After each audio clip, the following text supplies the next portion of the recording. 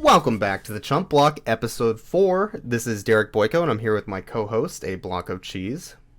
Hi, I'm Stilton. And we're here to go ahead and talk about all the things that have gone on in the news recently. We're going to kind of devote this episode more to current events, just because there's so much happening. So first, we're going to go over the banned and restricted changes over Modern, specifically.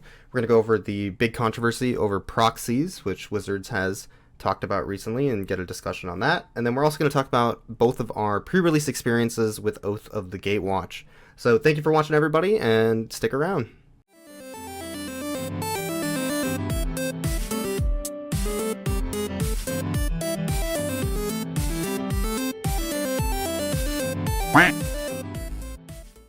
First up today is the banned and restricted announcement from January 18th, 2016, released on the 15th of January for value, for the community, actually. For value? Well, yeah, for value. There's a good reason why it got released early, actually. So, apparently, Wizards of the Coast had released the updated Modern ban list on the beta client early. And, I mean, you're not supposed to release information from the beta client because you signed a non-disclosure agreement, but obviously that information got out and there was a huge thread on Reddit.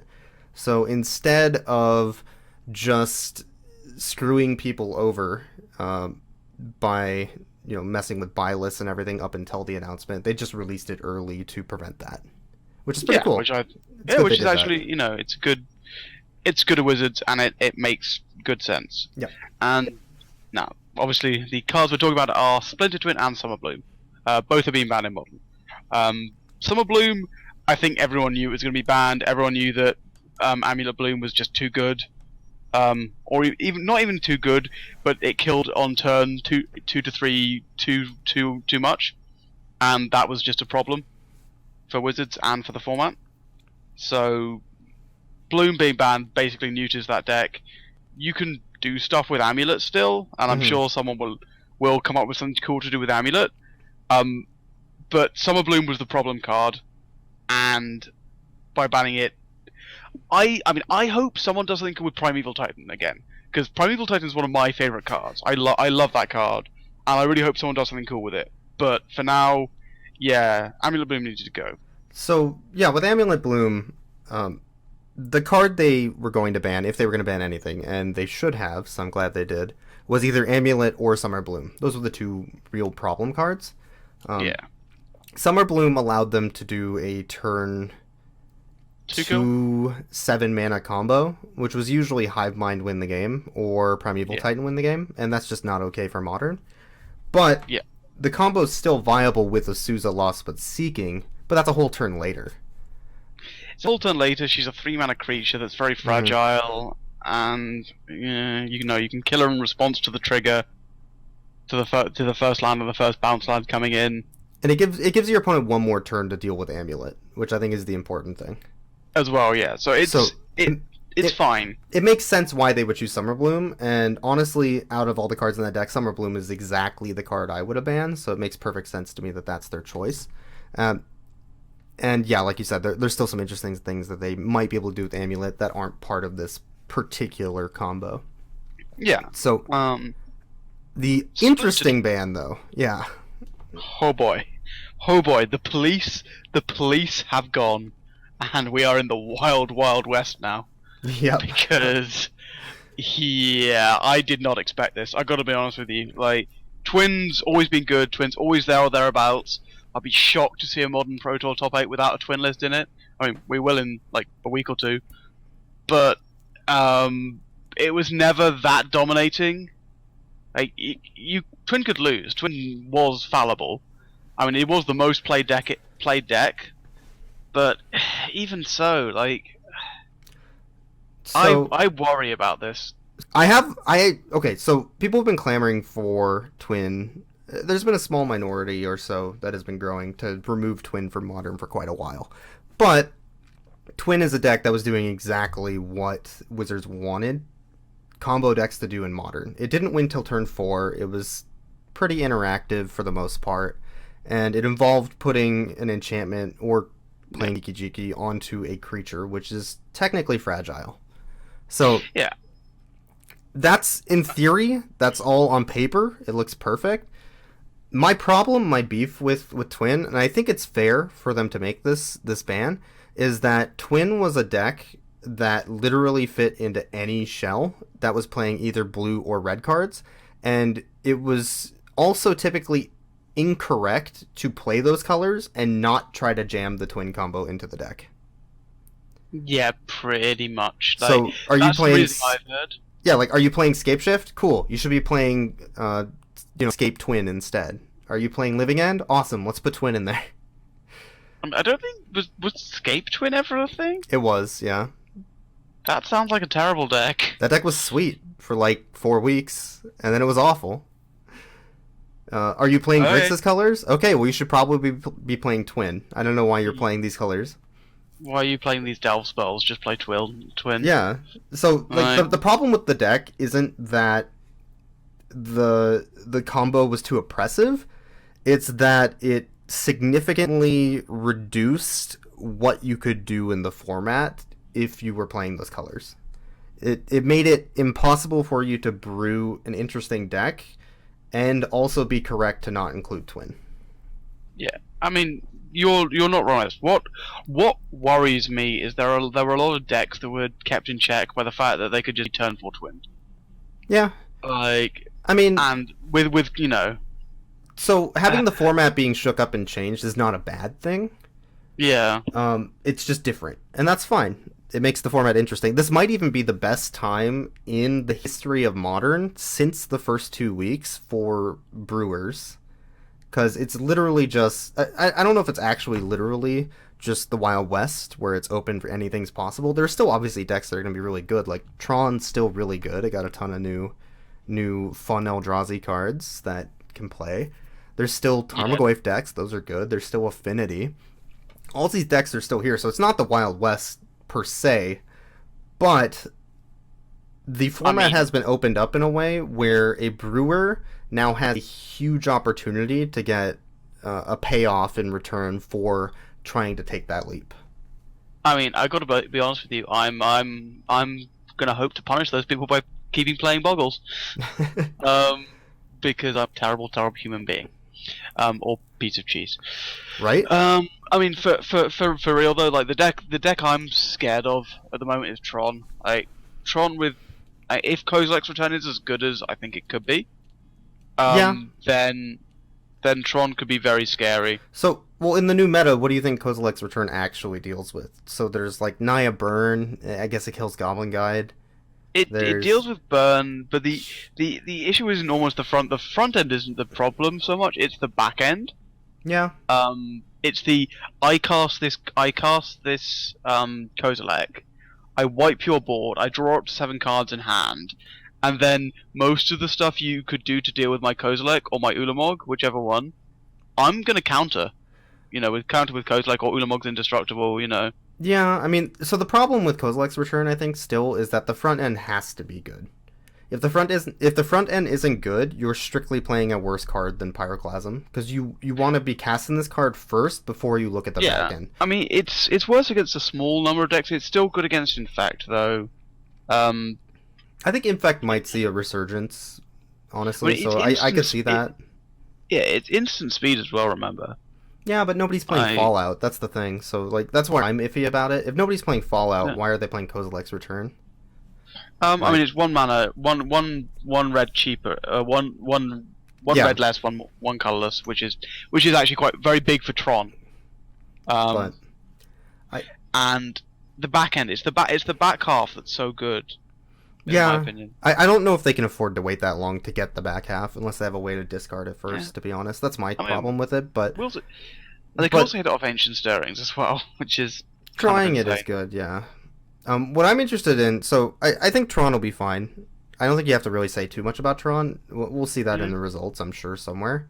The junk decks will still be good. The Jund deck will still be good. Tarmogoyf, Liliana, discard, like they're all still good spells. Same with Affinity.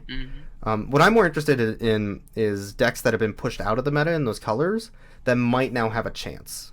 So this will be like your Scape Shifts, your Kiki Cord potentially, or things like that, like Grixis Control. Combo and control decks that were viable, but were pushed out because Twin was just so much better.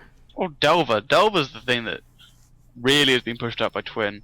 Yeah. Like, Twin has just been strictly superior to the Delver decks for so long. Is Delver still viable with Treasure Cruise gone, though? That's the question, I think. I mean, Because possibly. it lost much of its value cards. I mean, I'm not so much talking about Delver. I'm actually talking about, like, Delver Secrets. Yeah, the card. Okay, I gotcha. Rather than, like, I mean, you might still play Grixis with Gomag and Tassica. Those cards are still good. I don't think Treasure Cruise is, is the be-all and end-all of that deck. Yeah, that's fair. I still think Colligan's Command is well positioned. Do you think we might see some weird combo decks like Lantern or Ad Nauseum or Gristlebrand? God, Gristlebrand actually might be a legitimate deck. As terrible as I think the deck's actually almost too good because Goryo's Vents I think should have got banned as well. But the thing about Gristlebrand is it does have it has the turn 2 kill. It's just nowhere near as consistent. Yeah, like Gristlebrand needs to put up a top 8 and do well in a couple of tournaments. Amulet Beam has been doing consistently well, and that's what got it banned.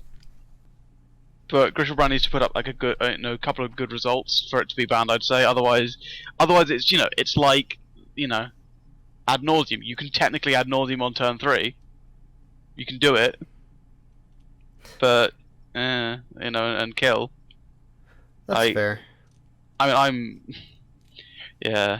So, in your opinion, as a Magic player who has put cardboard cards into sleeves and put them on the table at some point in your life, do you think the sky is falling? No, not really. I mean, it's gonna be very interesting with Twin going away, but realistically, I don't know. I am both worried and excited. But the sky isn't falling. It's fine. I mean, I'm just the only thing that worries me is that there will be some deck that Twin has been keeping in check will suddenly break out as just dominant. And that's fine if there's a new dominant deck in the format. I don't really see that as a problem. There's going to be a dominant deck at any point in time. So, I mean, realistically, the reason I don't think the sky is falling is because it's not going to change anything for me. I'm still I play a very uninteractive deck, and all I do is put enchantments on hexproof creatures and say, "Have you got something that can stop me?" And if the answer is yes, well, then I'm sad. Well, on the plus side, you can pick up your Splinter Twins now super cheap for Commander. That is true. So that's a bonus. And on the double plus side, if Kiki Cool becomes a thing, someone might actually want my foil Kiki Jiki. Yeah, Kiki may go up at some point. I don't know. So yeah, but that is the modern ban that happened this week. So interesting thing. We'll definitely see some tournament results pretty soon. Yeah. And... Well, Pro Tour's gonna be real exciting. Oh yeah, it definitely will be. The Pro Tour with it. I don't agree with them waiting to do a ban, and I mentioned this last episode, I think, until a big tournament. No, I agree with you on that. Like, waiting to do that just ruins the format in the length of time until that tournament.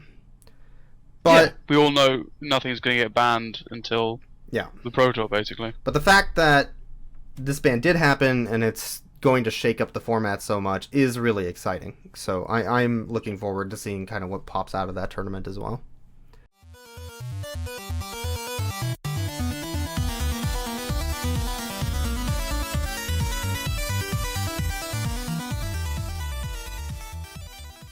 So, on the subject of the sky is falling amongst all Magic players, we also had a very interesting, ridiculous discussion about proxies that happened this week. Essentially, there was some confusion on if we could allow playtest cards or marked cards in tournaments, as well as playtesting in stores, or even in stores, period. And everybody just went crazy about it, and there were large riots. I believe someone died. There was a car turned over on fire. They probably ran out of soda at some point. I mean, Pepsocalypse, right? Yeah, it was awful. So, go ahead and tell us a little bit more about what happened with this, Archie. So basically, what happened is there was a store. I'm not actually sure where it was, but running a tournament with a very large prize pool that allowed proxied cards, and that was the wording they used. Now, Wizards got a bit concerned about this, sent an email saying that you're not really allowed to hold sanctioned tournaments with, in WPN locations that allow proxies because they consider a proxy to be anything from a counterfeited card to a land with a bit of Sharpie on it. That's what they consider to be a proxy card, so they weren't really sure what was going on. So they were trying to make sure they weren't having the tournament with counterfeit cards. Yeah. They were just trying to get information about the tournament, basically. Yeah. And this email was leaked to the internet by someone, and as you say, the sky fell down. People got mad, people started yelling, and there were several statements put out by Wizards, one by Trick Jarrett, one by Helen Bergeau. I'm sure we've got them up on the screen for you right now. And no, we don't. We don't. Okay, no, cool. I put up a happy mountain. I mean, it's a happy little mountain. Okay, now they're there. All right. Cool. So anyway, these caused more confusion, caused more anger, because what they seemed to be saying, at least the original statement seemed to be saying, was that Wizards considered literally if you are playtesting in a store and you are using cards that say a happy little mountain with the phrase Kozilek's Return. Mm-hmm. Printed, right, because you wanted to test, a neutron day before the cards are even released yet. And if you're doing that in a store, not in a tournament, not sanctioned play, just between friends, then that was not allowed, and you could cause your store to lose their WPN status, which would be bad.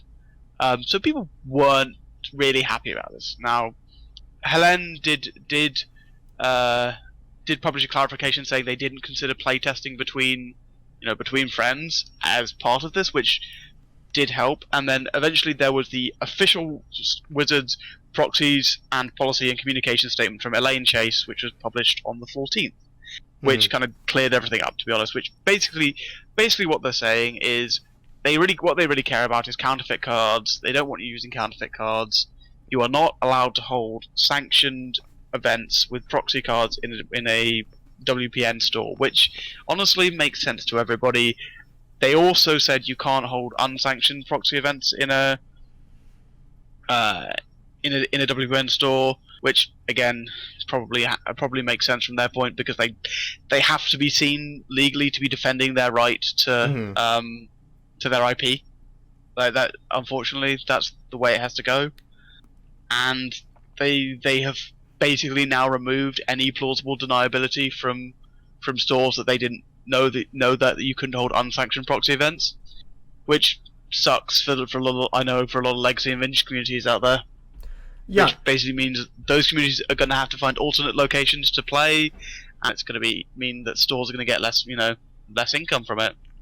So yeah, this particularly came up less with playtesting, although obviously people playtest like when new formats come out, but this is more regarding legacy and vintage players, I think, like you said, because there are communities that want to play legacy and vintage, but they can't get Power 9, or they want to play certain decks, but they don't want to buy Tabernacle, that type of thing. Yeah. And or even what was High Tide playing? Candelabra. So, oh yeah, like cards like that, people want to still play the deck and test it, and stores used to be able to run proxy tournaments that allowed like 8 proxies or whatever, enough to fit 2 cards into your deck if you wanted. Yeah. So what people thought was happening is that they were going to ban literally all of that. You can't have those tournaments, you can't bring proxies in, you can't write on a card and play it. The only things that are ever allowed is if a judge writes on a card and you're good. That's it. So that is not the case, but they had to make an official statement, like you said. So now those types of tournaments technically could still be run, but the store could get in trouble more now than they did before due to the statement. Yeah. So just to be clear, DCI sanctioned events have to be authentic Magic cards. If you were ever sanctioning an event using their reporter, you have to have all real Magic cards. You can't say proxy tournament and then put it in somehow. They still don't want any counterfeiters. That makes perfect sense. It's up to their department, their legal department, and their team to protect the branding of Magic. That has always been the case. And there have been huge uproars recently, even in like the last year or two, about counterfeits going out and people being worried about how good the counterfeits are getting. So it makes sense that they would be more active in defending that. I mean, I got to be honest with you. I'm currently trying to get into Legacy. That's my project for this year is to get into Legacy, and I am trying to be as careful as possible when getting my cards. It's almost to the point where I don't want to look too close. Once I've got them, I don't want to look too closely. Yeah. Cause if I find out that they are, can I in all good conscience, play with them? Yeah. I'm with you. And even if you think they are, and then you find out they aren't, can you continue playing with them? Because what if you get caught by a judge at some point? So there's a lot there. I actually had I had a very funny story about that actually at Grand Prix San Diego that I was at. Some guy brought in a deck with like 15 counterfeit cards. So for I think it was for like a Legacy side event or something. So he's playing this deck. They call him in to look at his deck, and they look through it and pick out all 15 cards. And then what happened was the judge that was looking at him took one of the, I think it was a Ponder, but or a Brainstorm or something like that. He took one of their cards out and put a real one in its spot, and then called the player up. And he asked the player, what are these? And showing all the counterfeit cards. The player looks at the 15 cards, points at the Ponder that he put in, is like, yeah, but what about that one? So he immediately knew they were all counterfeit and pointed out the one that was real that the judge put in its place. I mean, why would you counterfeit Ponders? They're like, yeah, but what about that one? That one's real. Yeah, that one is real. Weird, huh? Yeah. I don't know, like, my is if someone, like, I don't know, they don't look...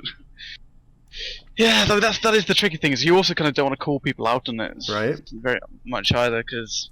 But I mean, the guy obviously knew they were fake. That's the point of that story, and that's a real thing that happened. Yeah. It might not have been a Ponder, but the story, the essence of the tale is correct. I do understand. So the point is, the reason Wizards had contacted them is because they need to actually defend their IP because of the active counterfeiting scene, which has gotten way better at doing it. So they wanted to make sure that the store wasn't counterfeiting cards or something, or advocating using counterfeited cards. And that makes perfect sense from a legal standpoint. Yeah. So the sky is not falling here either, I think, but no. It's going to be a little bit harder for those communities to be able to get together at a store and run a tournament like that. Yeah. And one of the things I kind of want to say is, I mean, part of the issue here was the almost rushed communication from Wizards, and I actually am not sure I blame them for that. Obviously, they could have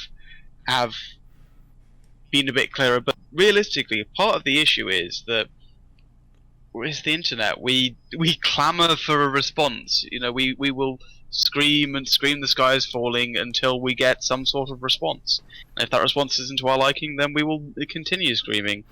So my view is, honestly, just calm down. Can people please just calm down, and like 5 minutes would be good. Yeah.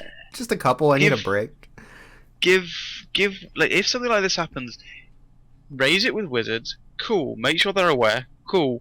Then chill out. Like, if it's obvious Wizards has found out about it, then give them time to formulate a sensible response.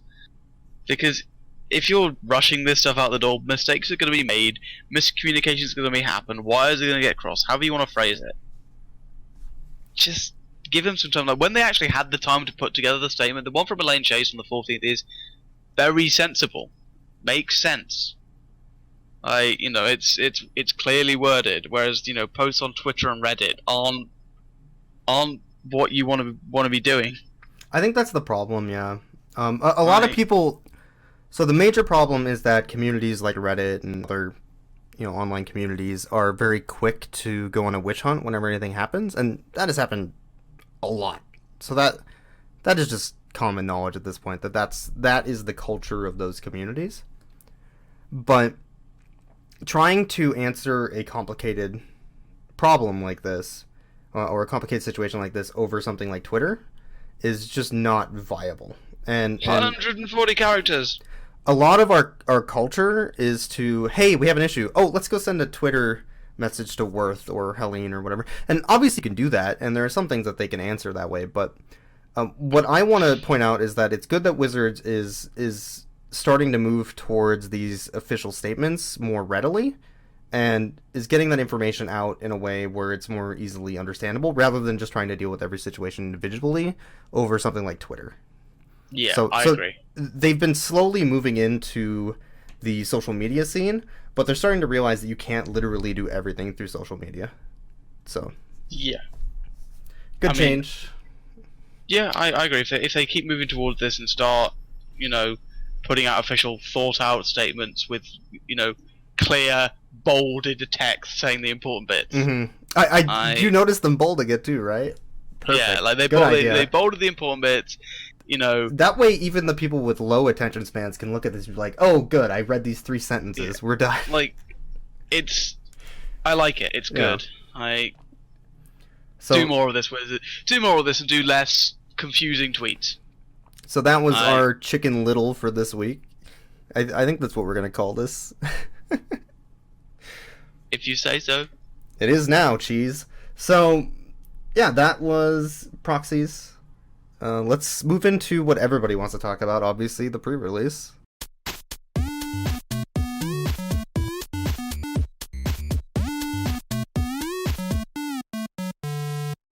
So this weekend was the Oath pre-release. I, like the maniac I am, went to a midnight one on Friday, and I also did one on Sunday. I believe, Boyks, you did one on the Saturday, if I'm not mistaken. When it comes to midnight pre-releases, I'm too old for this. Is my motto You're like at this point. You're a year older than me. Like, legitimately just a year older than me. Yeah, and you're a young whippersnapper. We all know this. Duh. Damn straight. Straight. So yeah, I went to a 5 p.m. Saturday. A reasonable adult mature time to do a pre-release. But anyway, I managed to 3-1 the midnight, and I split the finals of Sunday with a deck you should be seeing on screen right now. Was my Sunday deck. I liked it. It's not what I really wanted to be doing in Sealed. Like I tend not to like to play aggro decks in Sealed, but this was legitimately the 2 colors that had all of my removal, like all of it. There wasn't anything else anywhere else, and I could play my Flying Dragon, the Angelic Captain. It was fine, and Conduit's Ruin and Bane of Bolligad were basically going to go in any deck I played. So it had things, it had allies, it had quite actually a lot of removal. I just noticed the tandem tactics. There. Oh, that's. Hey, I feel really sorry for you. I apologize. Hey man. Okay, I had 2 2/2s out in play. And my opponent attacked with two 3/3s, and I got him with tandem tactics. So card pulled its weight. So what you're saying is the card is the nut perfect, and you should always play it. Okay. Correct. No, as in my pool wasn't fantastic, to be honest. Hey, you split finals. Can't be that bad. Yeah, I mean, I mainly because there were some actual real standout performers of the deck. I really liked Zala's Commando a lot. Especially if you can get any sort of +1/+1 counter on it, which I managed to get with shoulder to shoulder a couple of times. The card holds up the ground really well. Like they generally have to spend a removal spell of some sort on it, if they want to get through it. and just pinging for one every turn is good. As I said, lull removal like reality hemorrhage, shut void, stasis snare, isolation zone, and stone fury all removal, and then some dudes at the top end like Conduit Ruin and Beta Barlighead and the Flyer are fine. The card that surprised me most was Cliffside Lookout. If you can get to 15 mana, and key is if here, if which I did in one game, the card becomes quite good. You get to give your team +3/+3. So that doesn't remotely surprise me at all. Cliffside Lookout is a card that I've played in quite a few BFZ drafts as well as sealed, and it's always been good. So yeah, that is not remotely surprising. I'm assuming it was also good for cohort though. So yeah, it was good for cohort as well. Like good to have just randomly lying around, as well as like, it's one of the cards I don't mind playing for Surge to enable Surge. Oh yeah, one mana creatures for Surge was so good. That came up a lot in my pool too. Yeah, and it's also a creature I don't really mind holding till later in the game. Because you play it on turn 1, maybe you get an attack in on turn 2, and then it just gets brickwalled by anything they play.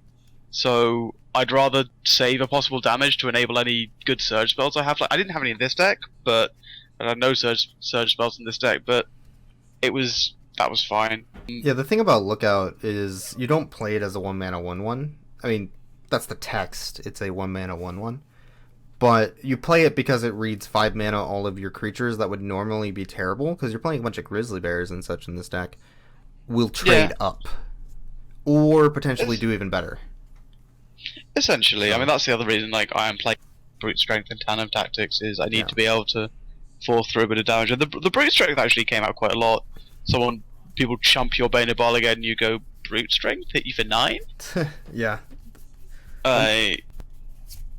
Well, which is always pretty good. Your deck seemed pretty sweet. It was solid.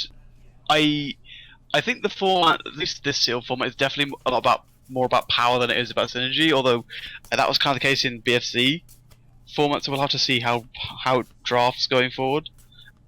Ooh, one final thing: colorless is a color, like legitimate. Yes. If you're playing a 2-color deck with colorless, you are splashing a 3rd color. Like it's more like half a color. It's not as punishing as splashing a whole 3rd color, but it can. You do need to think it's not free by any means. I agree. I had a waste and I had a spatial contortion in the sideboard of this deck, and I did not play them because I couldn't. The mana base could not support it.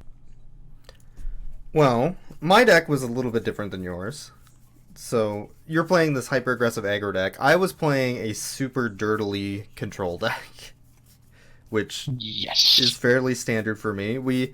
My favorite game of the pre-release was we both reached a board stall where my opponent's playing a bunch of dorky 2/2s, and the 3/4 reach green creature for 4, which, by the way, that guy is completely ridiculous. Bonkers insane. Like, I would snap first picket in quite a few packs, I'm pretty sure. I mean, good. The card is really good, but green is still terrible. Yeah, but that card would sell me. That's all I'm saying. Because that card was such a pain to deal with. Is a good card. So, I was playing against this deck that was like green, red, white. I think it was green, red, white anyway, just random cards. And we got into the situation where we're both board stalled and I have 2 tappers on the board. And we're just going for 15 turns. It was the best thing ever. I'm like, draw, look at the board. Yeah, okay, your turn. He draws, plays a land. Alright, your turn. I did manage to win a game at this pre-release with 0 cards in my library. Yeah. Which was fun. Turns out when your opponent is playing like a black-white life gain deck, then they gain a bunch of life, and there's a big board stall. So... The nice thing I noticed, though, in my deck is the blue allies actually have some sort of reasonable use to them. So, like, Coral Home Guide, even Noyandar, which is already a good card. The ally part of that card, which is usually completely dead in the decks you would be trying to, like, splash it into, is perfectly reasonable with quite a few cards, including the Tapper, as well as, like, Ondu War Cleric, just gaining some amount of life as you wait on the board stall. So, I was going to ask you about that. I did not find the Tapper impressive whenever I saw it. He was great in my deck. it was okay, and it certainly annoyed me a couple of times. But having to basically trading two creatures for one of mine was a lot of the time just not. I didn't feel it was very efficient. I mean, that's not really what you're doing, though. If your opponents were doing that, they're doing it highly incorrectly. What you want to be doing is you want to be tapping it end a turn, and you're sitting behind a wall. So it opens you up to attack on your turn. I mean, they were having to tap on combat step is the issue.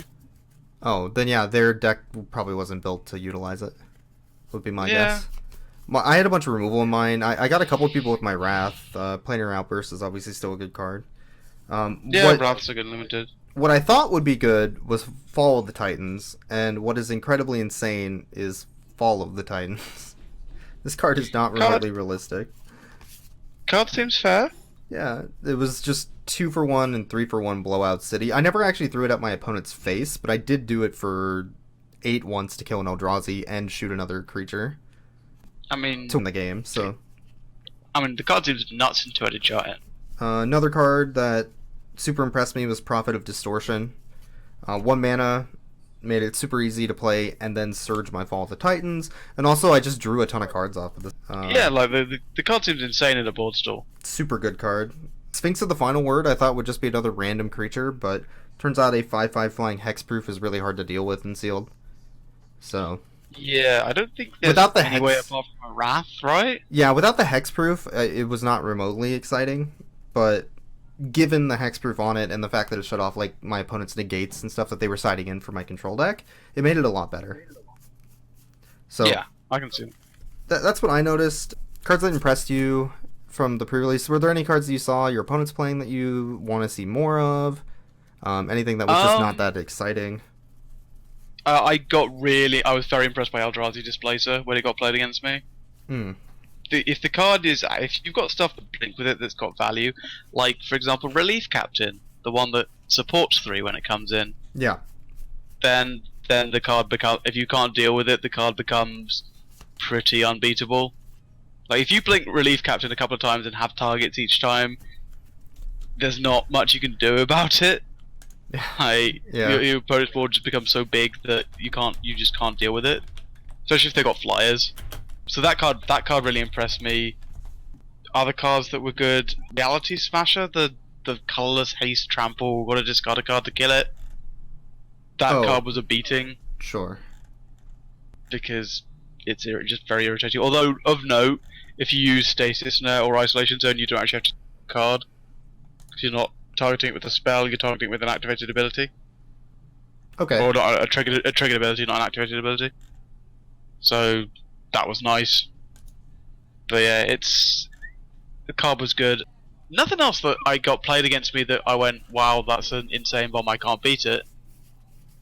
Yeah, I mean, there was some generally just good cards in the set, I thought, but nothing unbeatable. Cohort was good as well, I thought. Yeah. As well as Surge. Like, it's just, you have just random allies lying around, and it just gives them value. Like, that's one of the reasons why I like Zarda's Commando so much, because it's both aggressive and defensive and gives you reach at the same time. Yeah. It doesn't really matter what the stats are on the back end, because it can get pinged by one of the 1 damage spell, but you can't really do anything about that. But it does very well at just keeping things at bay.